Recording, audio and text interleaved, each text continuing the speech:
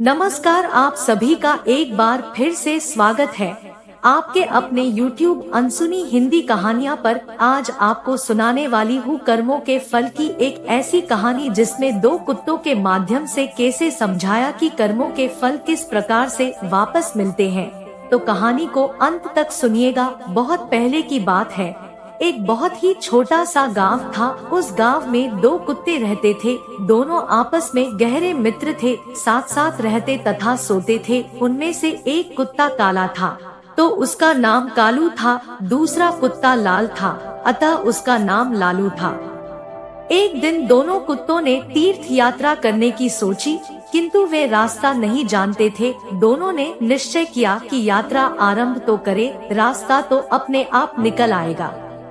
एक दिन वह दोनों एक साथ तीर्थ यात्रा पर चल दिए। चलते चलते रात हो गई। वह दोनों एक पेड़ के नीचे सो गए। थके होने के कारण उन्हें नींद आ गई।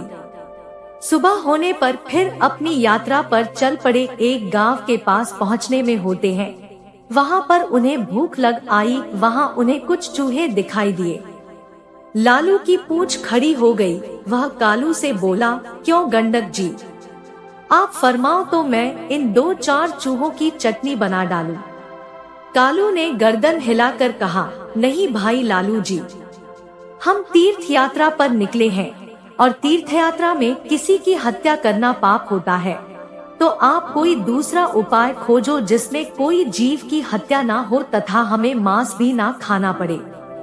दोनों कुत्ते एक दोराहे पर रुक गए। वहां पर एक मंदिर था। कुछ देर सुस्ताने के पश्चात दोनों ने फैसला किया कि अलग अलग दिशा की ओर चलना चाहिए। जिसको जो मिलेगा खा लेंगे। एक साथ चलते तो दोनों में से किसी का भी पेट नहीं भरेगा।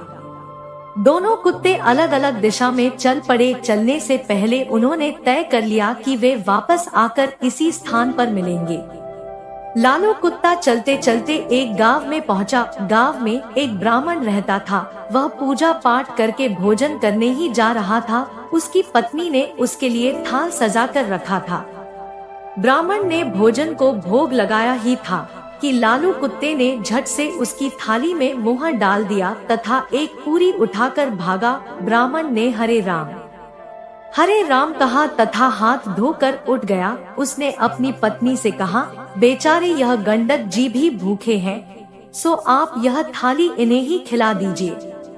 ब्राह्मण की पत्नी गुस्से से बोली, आप यह क्या कह रहे हैं? इस गंडक जी को यह थाली?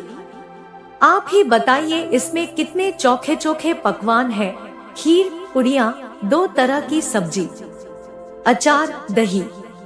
ब्राह्मण दया भाव से बोला, तुम ठीक कहती हो, पर यह भी भूखे होगे। आप तो यह थाली इन्हें ही दे दे। सोच लो कि इनके ही भाग्य में लिखी थी। इसके पश्चात ब्राह्मण ने लालू कुत्ते को खूब पेट भरकर भोजन करवाया। लालू ने उसे खूब दुआएं दी।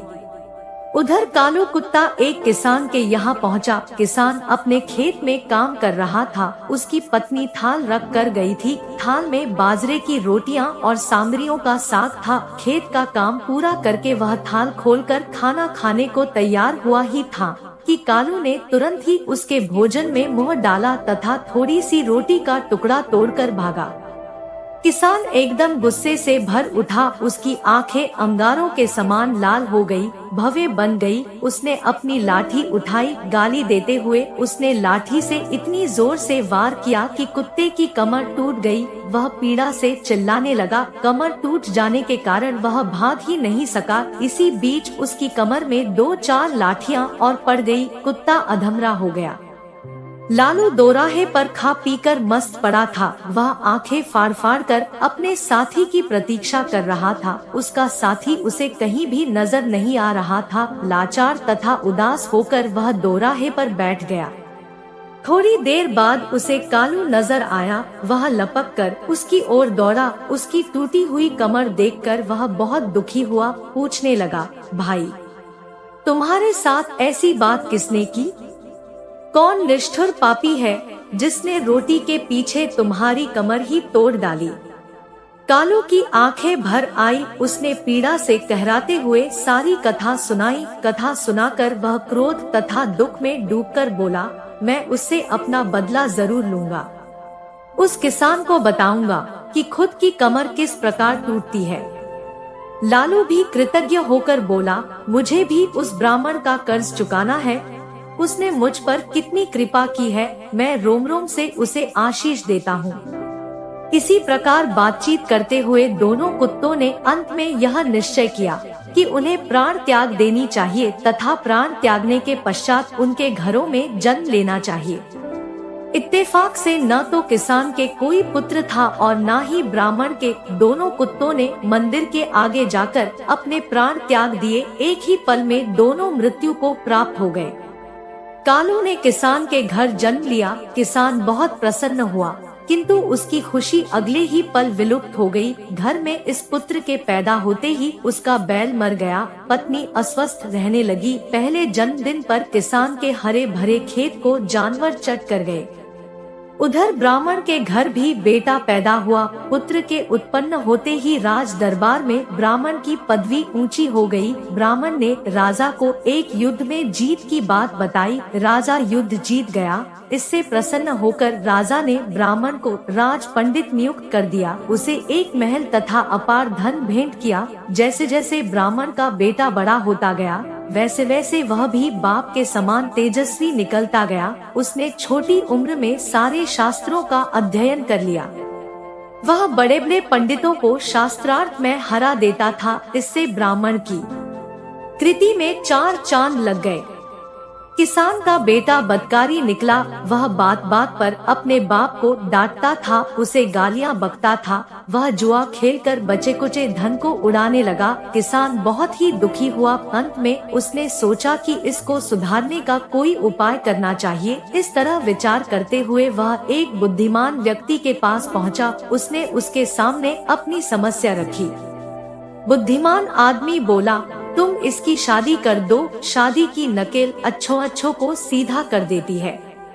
किसान ने तुरंत अपनी लड़के की शादी करने की सोची। वह लड़की की खोज करने लगा।